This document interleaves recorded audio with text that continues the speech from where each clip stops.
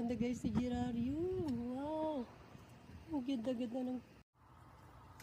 Hi guys, hinarvest ko na ang aking small mini radish. Nagaling dito. Ganyan guys.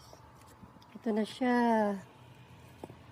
Ito ay aking lalagay sa salad. Hinarvest ko na siya. At may iba akong tatanim dun sa paso kasi. At meron tayong red radish din maliit. Yan. At kukuha tayo ng mga mint. Bubutin natin mga mint.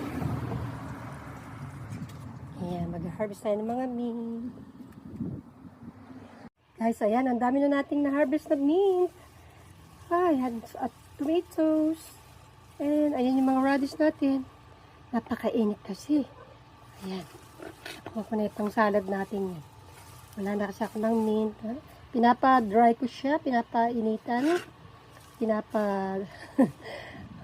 Reserve natin. Reserve for ate. Yan ang ginagawa ko guys. Yan. Meron na akong mint. Paparami tayo ulit. Okay. Tatapos lang natin mag-harvest ng mga mint. Ayan. Dahil pinapatuyo ko pa sila. Guys, ayan. Nagdilig-dilig tayo ng konti. And eto, yan.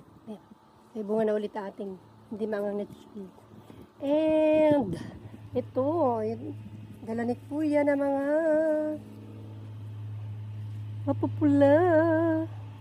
It's very, very nice. Ayan na siya, guys.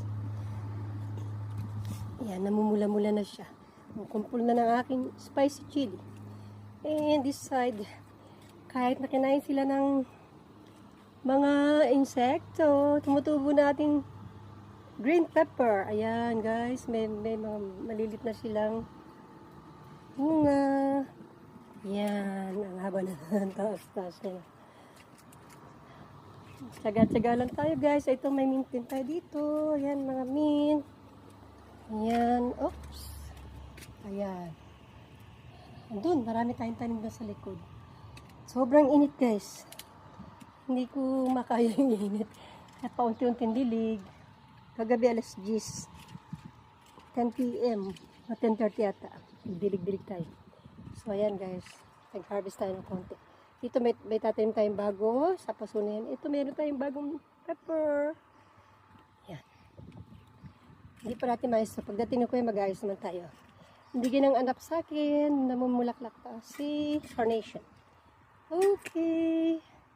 Thank you. Pasok na sa loob. So,